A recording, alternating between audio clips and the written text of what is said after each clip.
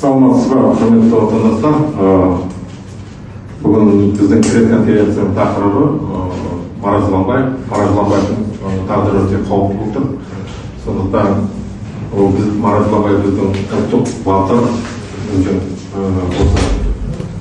қазақтың бір туар азаматы. Сондықтан өте қауіпті болып тұр тағдыры. Дорогие друзья, на нашем эфире это Марат Жыланбаев, как сказали наши спикеры. И судьба нашего Марата, нашего национального батыра, героя, в очень тяжелом состоянии, в очень тревожном состоянии. Жизнь и здоровье Марата Жыланбаева в очень серьезной опасности. И вот это заявление Токаева и его приспешников, это очередная циничная ложь во спасение режима. Организация Объединенных Наций потребовала немедленного освобождения Марата Жыланбаева.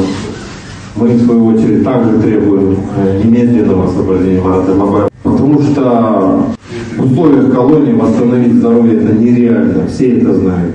И поэтому обращаемся к согражданам, гражданскому обществу Казахстана. Поддержите нас, снимайте видео-челленджи, снимайте просто видео, требуйте освобождения Марата Жыланбаева. Потому что когда десятки тысяч будут требовать, Токаев пойдет на уступки, он освободит Марата, никуда он не денется. Помогайте финансово, мы должны обеспечить регулярный доступ адвоката Марату.